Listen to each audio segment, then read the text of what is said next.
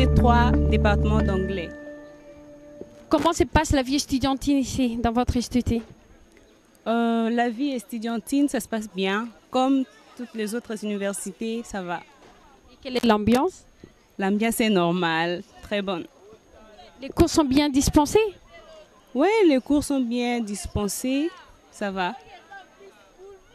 Est-ce que vous connaissez les phénomènes ou bien les phénomènes, les points sexuellement transmissibles? Si j'ai dit non, je mens. Je peux dire que je connais, mais je ne peux pas prouver parce que je n'ai pas de preuves. Je n'ai pas encore vu, mais j'entends parler de ça, mais je n'ai pas vraiment de preuves pour prouver que non, c'est comme ça se passe comme ça, non. Mais à ceux qui les fassent, quel conseil pourriez-vous, à ceux qui les font, quel conseil pourriez-vous les dire? Personnellement, c'est pas bien parce qu'on vient ici pour étudier, avoir quelque chose à la tête, mais non pour faire n'importe quoi. Vraiment pour moi, je suis désolée, ce n'est pas bien de faire ça.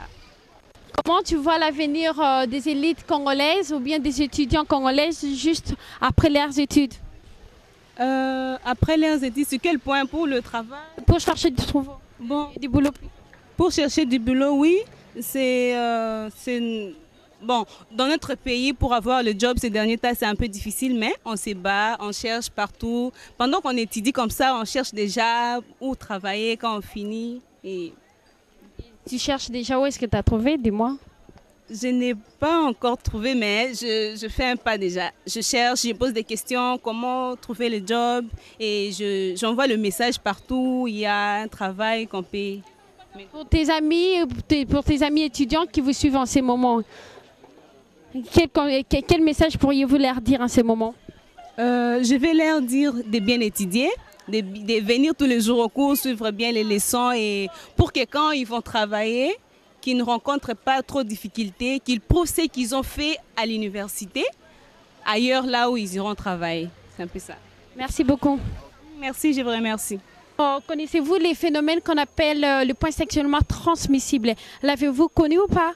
I heard about it, but personally, I must give, as I say something, I must prove it. Because if you can ask me, you as a radio reporter, say, prove what you say. It is not good also. Because if you give maybe the professor money, you want to go with him, you have money, but in your mind, in your head, what are you going to do? Because you say, now you are responsible somewhere. We are in a college, when you finish, you can be minister somewhere. But to say, go and apply what they learn there, it will be quite impossible for you to do something because in your mind, you have nothing, in your head, you have nothing. You have only giving money to the professor, going out with them. Bonjour. Oui, bonjour. Comment on vous appelle? Paul Kabea. Paul Kabea, vous êtes étudiant à l'Institut supérieur pédagogique de la Gombe en quelle année? Je suis en 3e sciences commerciales. Et comment se passe la vie estudiantine ici, dans votre université, dans votre institut? Ok, je dirais que ça se passe bien, malgré il y a certaines petites difficultés, mais je pense que ça se passe quand même bien. Et quelles sont les difficultés que vous avez parlé que ça se passe bien? Bon, je dirais que, vu la conjoncture, il s'est fait qu'il y a certaines personnes, d'abord la majeure partie, n'arrivent pas à payer les Minerval à temps et ils sont expulsés. Et puis, bon, il y a certains problèmes de sonorisation dans les auditoires. Il y a beaucoup d'étudiants. Il fait très chaud. Vous voyez, le climat avec le réchauffement de la planète, ça ne passe pas très bien avec nos auditoires. C'est un peu... S'il faut parler des difficultés, moi je prends ça. On a plusieurs horizons, on peut embrasser plusieurs ouvertures à la fois.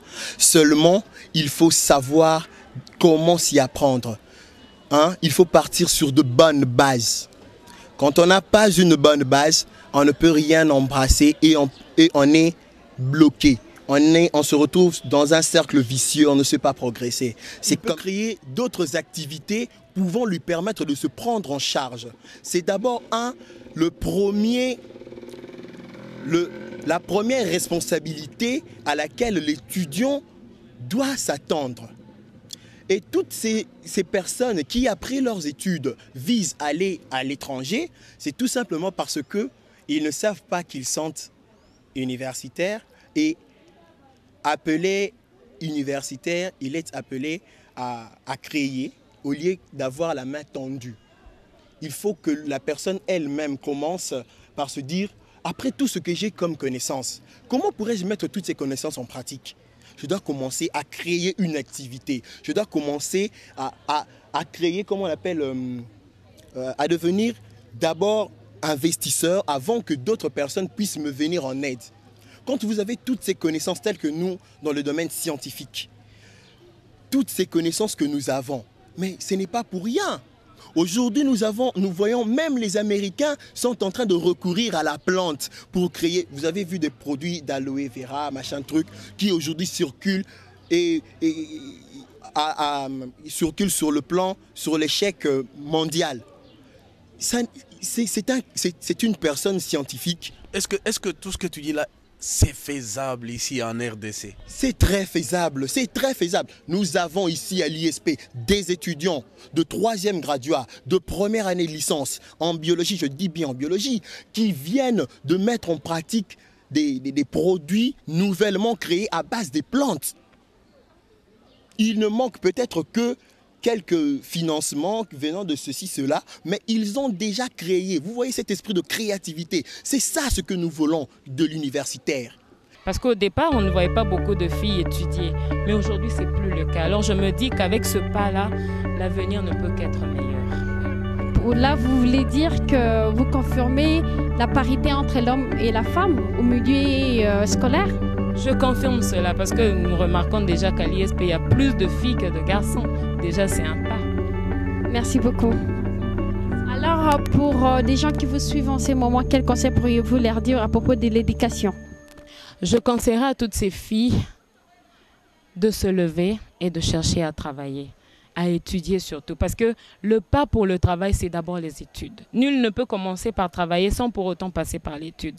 Les études, c'est très important pour nous forger afin d'acquérir assez d'expérience pour un jour les mettre en pratique pour notre pays. Alors je les exhorte à ne pas rester à la maison, à ne pas penser que tout va descendre du ciel, non, mais plutôt à sortir, à essayer d'étudier, même pour celles qui ont déjà terminé les études qui ont eu leur diplôme et aujourd'hui ils sont à la maison. Je leur conseille en tout cas de reprendre le chemin de l'école. Il n'est pas trop tard. Merci beaucoup.